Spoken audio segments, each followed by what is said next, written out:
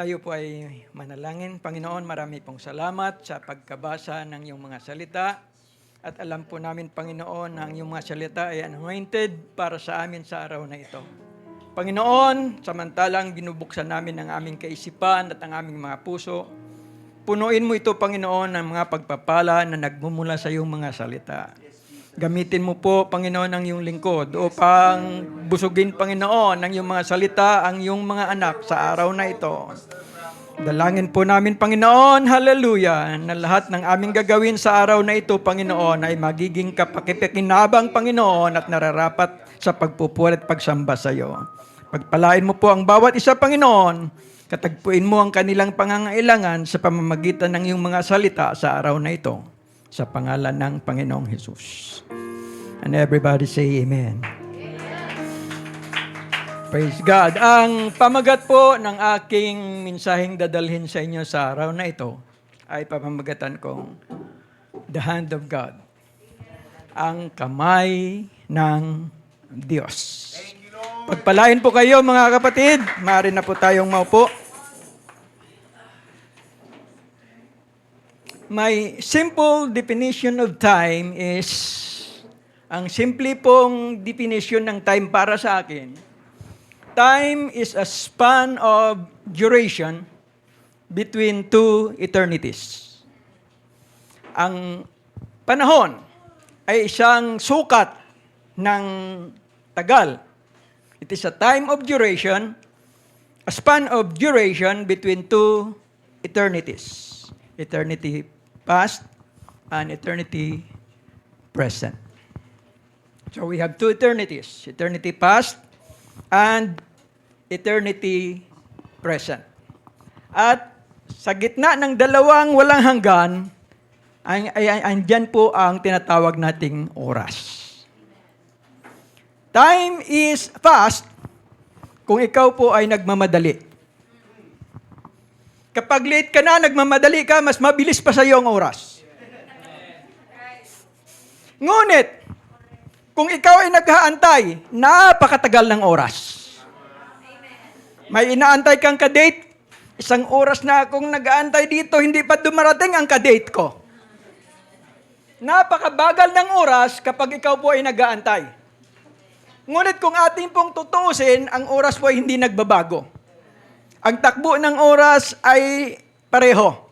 Hindi siya nagiging mabilis, hindi siya nagiging mabagal, depende sa sitwasyon mo. And that yesterday, we can do nothing about it. Yesterday is gone, yesterday is past, and we can prepare for tomorrow. Because tomorrow is future, but we still can prepare it. But we have to be thankful of today. That's why today is a gift. Today is a gift. Bakit gift? Because today is present.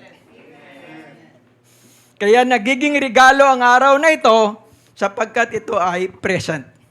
Kapag ikaw ay may present, may regalo.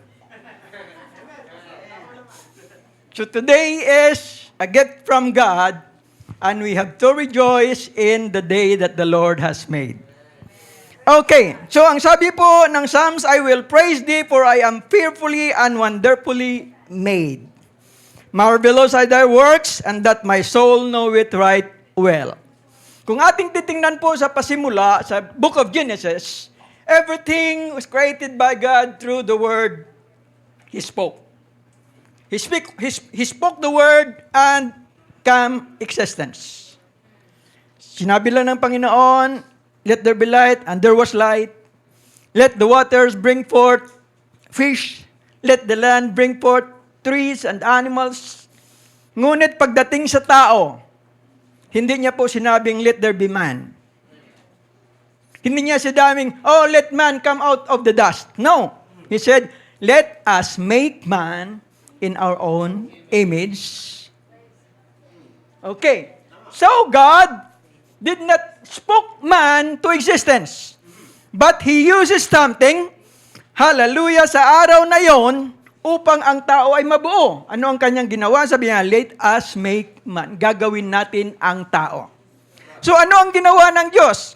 Kapag ang Diyos ba ay gumawa, ay hindi siya gagamit ng ibang bagay? Gumamit po siya, ginamit niya ang kanyang kamay. I suppose that God, when He molded you, ay ginamit niya ang kanyang kamay. Ginamit ng Diyos ang kapangyarihan ng kanyang kamay nung ikaw po ay hinugis niya. And everybody say amen. Kaya ang sabi dito ni David, I will praise thee for I am fearfully and wonderfully made. It is the hand of God that molded you to be who you are today. Ito ang kamay ng Diyos na naglilok sa iyo kung sino ka sa araw na ito. Hinugis niya ang iyong mukha ayon sa kanyang kagustuhan. Hinugis niya ang iyong ilong ayon sa kanyang kagustuhan. Kung yan man ay pango, yan ay gusto ng Diyos para sa iyo. Dahil kung yan ay tumangos, hindi na ikaw yon. And everybody say amen. And everybody say amen. Praise God. So magiging kontento po tayo sa ginawa ng Diyos. Yan ang the best para sa atin. And everybody say amen. Praise God. We know that God is a spirit. And they that worship Him must worship Him in spirit and in truth. Ang espiritu po ay walang hugis. Ang espiritu po ay walang kamay. Ang espiritu po ay hindi nakikita. Ang espiritu po ay walang paa. Ang espiritu po ay hindi pwedeng mahawakan. And everybody say amen. Ngunit ang Panginoon po ay gumawa ng kaparaanan upang tayo po ay magkaroon ng komunikasyon sa Kanya. Hindi po natin kayang abutin ang kapangyarihan ng Diyos, ang kaluwalhatian ng Diyos sa pamamagitan po ng sarili nating kakayanan. Hindi po natin kayang abutin ang kaalaman at ang katalinuhan at ang kapangyarihan ng Diyos sa sarili po nating kalakasan. And everybody say amen. But God made a way. Ngunit ang Diyos po ay gumawa ng kaparaanan upang siya po ay ating malapitan at atin pong maramdaman ang kanyang presensya. Now, we have to take note mga kapatid that the devil is not intimidated. Let me say this. The devil is not intimidated by the mere presence of God. Naalaala niyo sa panahon ni Job? Sabi ng Panginoon, oy, demonyo, saan ka? Sabi ng Panginoon, papunta pa rito. Bumisita siya sa presensya ng Diyos.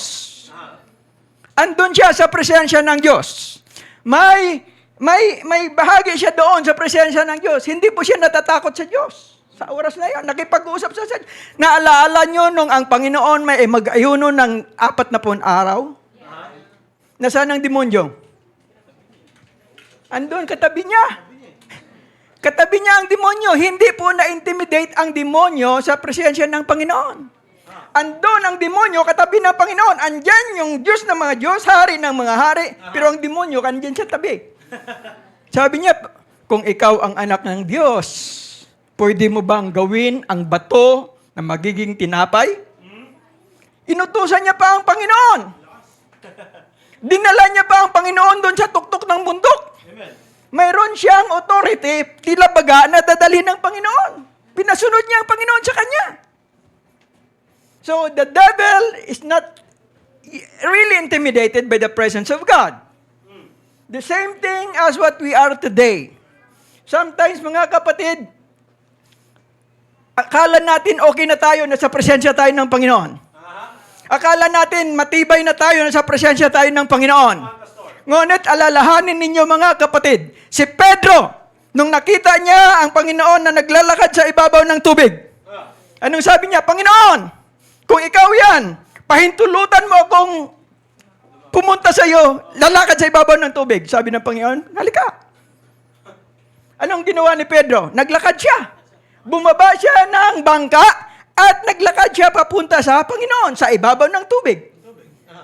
At nung malapit na siya sa Panginoon, nasaan siya? Nasa presensya siya ng Panginoon. He was in the presence of God on the top of the water. Nasa presensya siya ng Panginoon, nasa tabi siya ng Panginoon, sa ibabaw ng tubig. May milagro, may himala na nangyayari sa presensya ng Panginoon. Ngunit nung siya ay malingon sa kanan, malingon sa kaliwa, nakita niya ang alon, narinig niya ang hagibis ng hangin, anong nangyari? Nahulog. Lumubog. Ibig sabihin mga kapatid, na hindi dahil ikaw ay nasa presensya na ng Panginoon, ay sigurado ka na. Tandaan mo mga kapatid, kahit ikaw ay nasa presensya ng Panginoon, kung ang iyong kaisipan, ang iyong pananampalataya ay wala sa Panginoon, maaari kang lumubog sa tubig.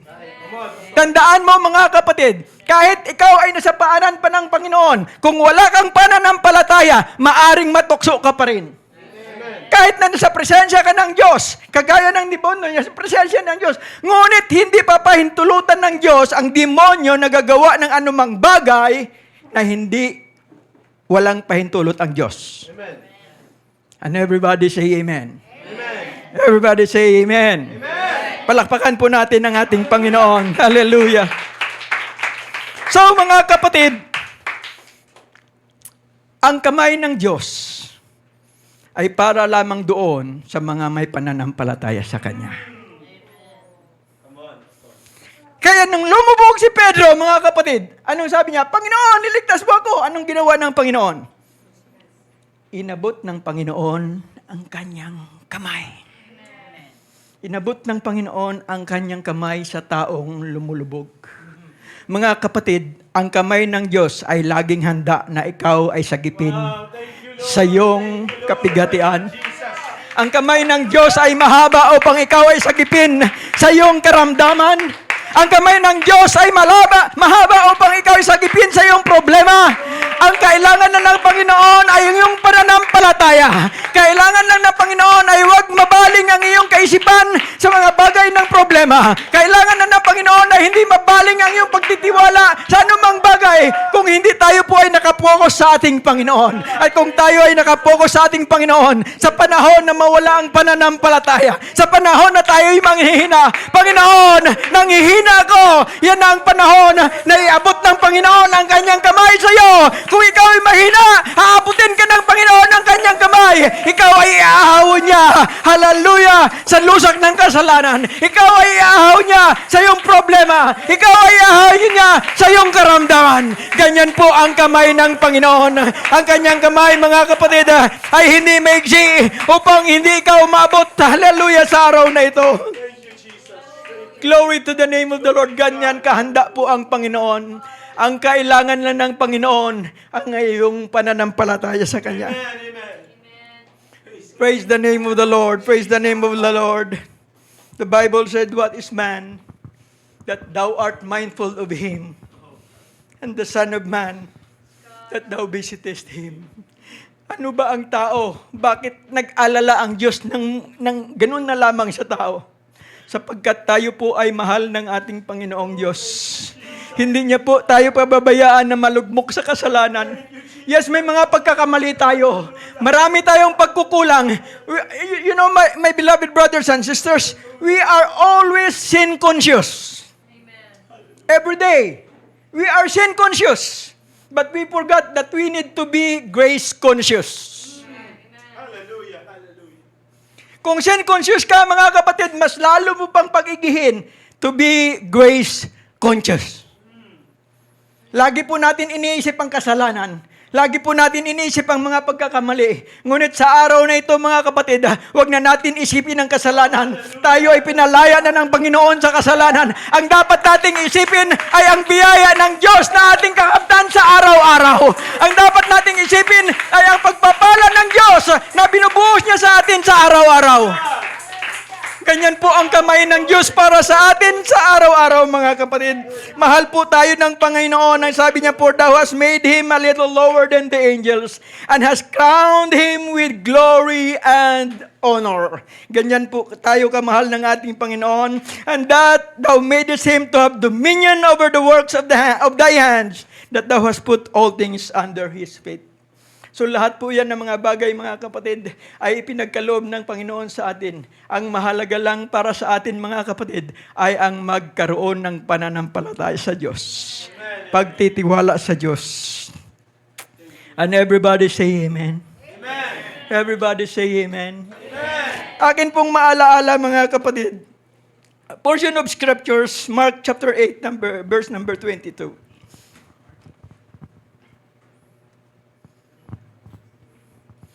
Mark 8:22. And he cometh to Bethsaida, and they bring a blind man unto him, and besought him to touch him. And he took the blind man by what? He took the blind man by the hand, and led him out of the town. So anong ginawa? Dinala nila ang bulag na tao sa Panginoon. Anong ginawa ng Panginoon? Hinawakan niya ang kamay ng bulag na tao. Hinawakan niya ang kamay ng bulag na tao. Nilabas niya saan? Saan niya dinala? Out of town. Sa labas ng bayan. Now doon sa loob ng bayan, panatag ang kalooban ng bulag. Alam niya kung saan ang north. Alam niya kung saan ang south. Alam niya kung saan ang east. Alam niya kung saan ang west. Kung ikaw ay nasa loob ng bahay nyo, pag pinatayo ka sa sala, kahit ikaw ay nakapikit, alam mo kung ilang hakbang papunta sa kusina. Saan direksyon papunta sa kusina. Alam mo kung ilang hakbang papunta sa silid tulugan. Alam mo kung saan ka pupunta, anong direksyon, kung ikaw ay nasa loob ng bahay, dahil pamamahay mo yun, kabisado mo yun. Amen. Naalala ko, mga kapatid, may kapatiran tayong bulag sa Baguio. Siya po ay pinanganak na bulag sa Baguio, doon na lumaki sa Baguio, pwede po siya mag-tourist guide. Alam niya, mga kapatid, kung ilang liko, alam niyo kung saan direksyon. Kapag nakasakay sa sasakyan, alam niya kung gaano katagal ang takbo bago lumiko sa ganung papuntahan. Alam niya kung gaano katagal bago magkaroon ng lubak. Alam niya kung saan direksyon papunta sa Mines View. Alam niya, mga kapatid, pwede po siya mag-tourist guide. Samantalang siya po ay bulag. Sapagkat kabisado niya ang lugar.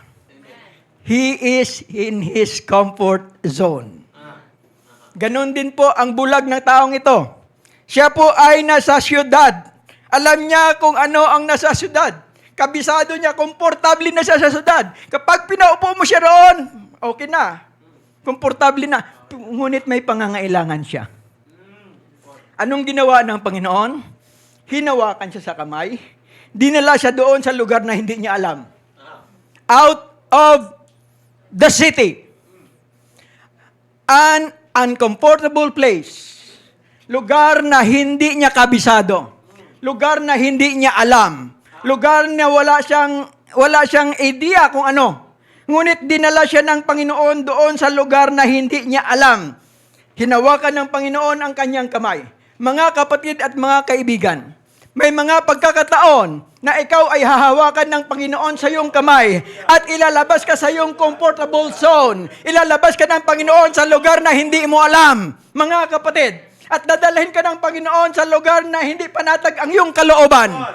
Dadalhin ka ng Panginoon sa lugar na hindi mo alam kung anong gagawin. Ngunit mga kapatid, tandaan mo, hawak ng Panginoon ang kamay mo. Dinala ka ng Panginoon sa lugar na ito sapagkat alam niya na wala kang ibang pwedeng pagkakatiwalaan. Alam niya na wala kang ibang pwedeng kakapitan. Alam niya na wala ka pwedeng dadahilan sapagkat, mga kapatid, hindi mo alam. Ngunit titiyakin ko sa iyo, samantalang ikaw ay dinadala ng Panginoon sa lugar na hindi mo alam. Hallelujah! Hawak ng Panginoon ang iyong kamay. Huwag kang manganib, huwag kang mangamba. Hawak ng Panginoon ang kamay mo. At kapag hawak ng Panginoon ang kamay mo, wala kang dapat pangamba, wala kang dapat alalahanin, mga kapatid. Sapagkat sabi ng Panginoon, I will not leave you comfortless, I will go with you.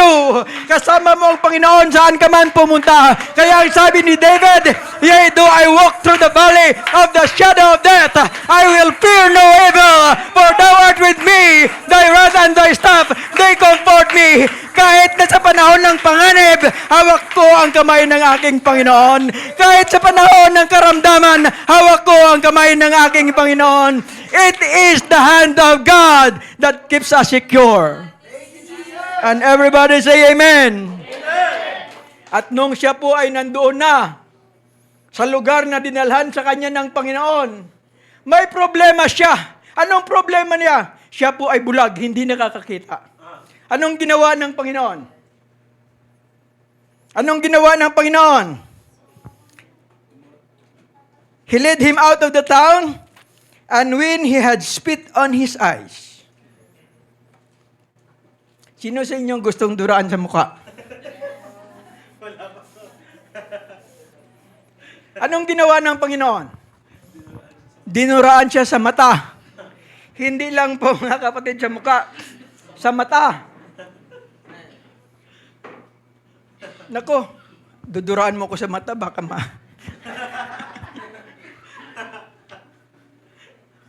walang paggalang yun, ano? Ngunit, anong ginawa ng Panginoon? Dinuraan siya sa mata. Ngunit, nagpapasalamat pa rin siya. Kahit nadura yan, galing yan sa Panginoon. At alam niya na ang bagay na yon ay magiging pagpapala sa iyo. Kaya nung dinuraan siya ng Panginoon, hinipo ng Panginoon ang kanyang mga mata at tinanong ng Panginoon, ano nakikita mo? He looked up and said, I see men as trees walking. Panginoon, nakikita ko ang mga tao na tila bagang mga punong naglalakad na tuod. Unang hipo ng Panginoon, mga taong naglalakad na tuod. Kaya anong ginawa ng Panginoon? Hinipo siya muli. Hinipo ng Panginoon muli ang bulag na tao. At ano ang nangyari, mga kapatid? And he put his hands again upon his eyes and made him look up, and he was restored. Kailangan minsan, mga kapatid, hipuin muli tayo ng Panginoon. Minsan hindi sapat ang minsan lang nahipo ng Panginoon. Kailangan muli natin ang paghipo ng Panginoon. Sa unang paghipo ng Panginoon, pinangaralan ka na kailangan ka bautismuhan, hindi mo naintindihan. You see men as trees walking. You don't understand the baptism. You don't understand the receiving of the power of the Holy Ghost. You don't understand faith. You don't understand prayer. You don't understand any of the Bible studies. Kailangan mo muli ang paghipo ng Panginoon. And everybody say amen. Amen. Kung tila baga malabo sa iyo ang mga salita ng Diyos, kailangan mo muli ang hipo ng Panginoon. The second touch of God through His hands. And everybody say amen. Amen. Everybody say amen. Amen. Lagi po nating sinasabi, oh, we want revival. But you know what? Revival comes very expensive. First, revival comes from the word revive. And there will be no revival if there is no death or unconsciousness. You can never revive a person if he is not dead or if he is not unconscious. Hindi mo pwedeng ma-revive ang tao kung hindi siya patay o di kaya walang malay. So, kailangan na sa revival, unang condition sa revival ay unconsciousness or death. Yan po ang dapat nating bayaran kung gusto natin ang revival. That's why Paul said, I die daily. Patay ako sa kasalanan. Patay ako sa paghihiganti. Patay ako sa bisyo. Patay ako sa anumang bagay na hindi maganda. Patay ako sa pagnanakaw. Patay ako sa mga bagay-bagay na nagdadala sa akin ng kasalanan. And if you are in that condition, then comes revival. Kapag ikaw ay patay, mga kapatid, sa inggit, kailangan mo ng revival. Kailangan mo mabuhay muli sa Espiritu ng Panginoon. Kailangan mo mabuhay muli sa pagpapala ng Panginoon. Kailangan mo muli ang hipo ng Panginoon. Kailangan mo ang kamay ng Panginoon na magkakaroon ka ng anointing muli. It's because the yoke will be broken because of the anointing. Amen. Isaiah 20 and verse 17.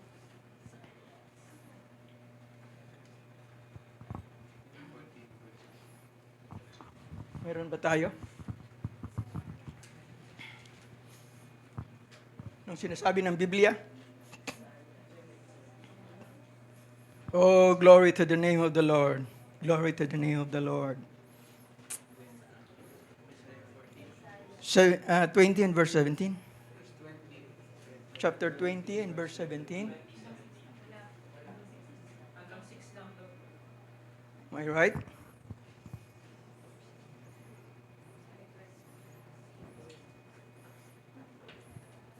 Let me check.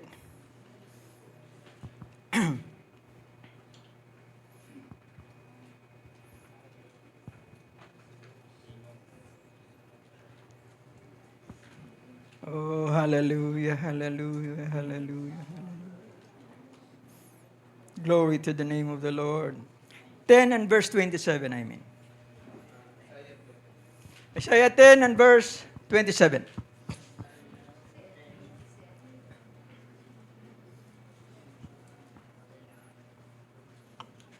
And it shall come to pass in that day that his burden shall be taken away from off thy shoulder, and his yoke from off thy neck, and the yoke shall be destroyed because of what? The anointing. Because of the anointing. And the anointing only comes from the hand of God. Every yoke will be destroyed. Every yoke will be broken. It's because of the anointing. Kung tayo po ay may balakid, kung tayo po ay may kabagabagan, kung tayo po ay may problema, let the anointing of God rest upon you. And the yoke will be broken because of the anointing. So sa araw na ito mga kapatid, hallelujah, let the anointing of God and let the hand of God be upon each and every one of us. Hallelujah.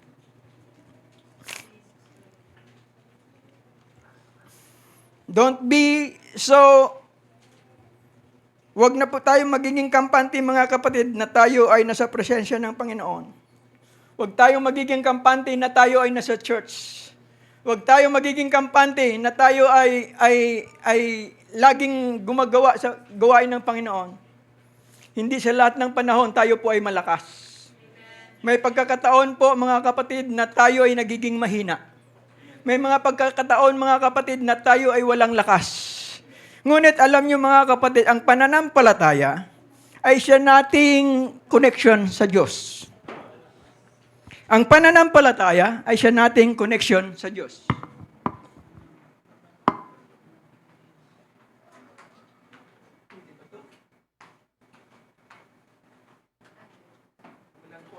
Okay. Father Ian. Diyan ka sa kabila.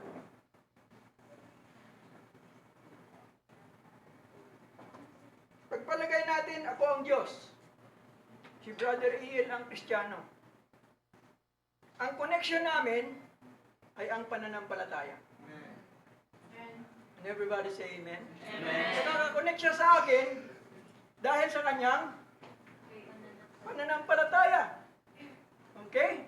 May mga panahon na siya ay malakas. Kung siya ay malakas ang kanyang pananampalataya, pwede niyang hilain ang pananampalataya papunta sa akin. Okay? So lumalapit siya. Ngayon, nanghina siya. Nanghina ang pananampalataya. Hindi na siya makahila. Yan ang panahon na sabihin niya, Panginoon, ako ay mahina. Oh, Panginoon, ako ay may karamdaman. Oh, Panginoon, ako ay may problema. Oh, yes, mahina, yes, Panginoon, Jesus, ang aking pananampalataya. hallelujah. Panginoon, pwede bang palakasin mo ang aking pananampalataya? Come on, Panginoon, come on, pwede come ba on, come ang on. kamay mo ang siyang maghila ng aking pananampalataya? Yan ang panahon na ang Panginoon ang hihila sa iyo, sa iyong pananampalataya. Oh, hallelujah, Kapag ikaw ay makalapit sa Panginoon, panahon tayo ay malakas. Hindi sa lahat ng panahon tayo ay may kakayanan. May mga panahon na tayo ay mahina. May mga panahon na tayo ay lugmok. May mga panahon na tayo ay discouraged. May mga panahon, hallelujah, na wala po tayong lakas. May mga panahon na wala tayong ganang manalangin. May mga panahon na wala tayong ganang mag-ayuno. May mga panahon na wala tayong ganang magsamba sa Panginoon. Sa panahon na tila bagay ikaw ay mahina. Sa panahon na tila bagay ikaw walang lakas. Yan ang panahon na sasabihin mo sa Panginoon, Panginoon, mahina ang aking pananampalataya. Panginoon, ako ay may karamdaman. Mahina, Panginoon, ang aking kalusugan. Pwede ba, Panginoon, ikaw na ang maghila sa akin palapit sa iyo at hindi ka po bibiguin ng Panginoon. Hihilahin ka ng Panginoon ng kanyang kamay. Ikaw ay ilalapit sa Panginoon. Ikaw ay ilalapit niya sa kanya. At ang sabi niya, come unto me, all ye that labor and are heavy laden, and I will give you rest. Take my yoke upon you and learn of me, for I am meek and lowly in heart, and the yoke that will be broken because of the anointing of God. Ang ating mga kahinaan, ang ating mga kahirapan, ito ay sisirain ng Panginoon nang dahil sa kanyang anointing. At sa araw na ito, mga kapatid, ang kamay ng Panginoon ay nandito sa lugar na ito. Ang kamay ng Panginoon ay umaabot sa iyo. Inaabot ka ng Panginoon at sabi ng Panginoon, lumapit ka sa akin. Ikaw ay nabibigatan at mayroong kabagabagan. Lumapit ka sa akin at ikaw ay bibigyan ko ng pakapahingaan. Ganyan po kabuti ang ating Panginoon. Ang kamay ng Panginoon ay handang sumagip sa atin kung wala na tayong mapuntahang kaibigan, kung wala na tayong mapuntahang mga magulang, kung wala na tayong mapuntahang tagapagpayo. Andyan po ang ating Panginoon na handang sumagip, handang tumulong. May problema ka sa iyong trabaho, ilapit mo sa Panginoon. Handa ang kamay ng Panginoon na ikaw ay abutin. May problema ka sa iyong kaibigan, ilapit mo sa Panginoon. Handa ang Panginoon na iabot ang iyong kamay, hallelujah, upang tugunan ang iyong pangangailangan. Sa oras na ito, mga kapatid, ang mahalaga ay magkaroon tayo, mga kapatid, ng connection sa ating Panginoon. Iabot natin ang ating mga kamay sa Panginoon. Hayaan natin ang Panginoon na kumilos sa ating mga buhay. Wala po tayong magagawa kung hindi sa tulong ng ating Panginoon. Sa oras na ito, pwede ba, mga kapatid, tayo po ay lumapit sa Panginoon. Abot po natin ang ating kamay sa Panginoon. Panginoon, tanganan mo ang aking kamay. Ako, Panginoon, minsan naliligaw ng landas. Minsan, Panginoon, iba ang aking pag-iisip. Ngunit, Panginoon, tanganan mo ang aking kamay. Hallelujah, Panginoon. Andito ako, Panginoon. Hallelujah. Tanganan mo po ang aking kamay, Panginoon, upang di ako maligaw, O Diyos. Upang hindi ako mapahamak, Panginoon. Panginoon, kumakapit ang aking pananampalataya sa iyo sa araw na ito. Oh, hallelujah, hallelujah. Pwede ba, mga kapatid?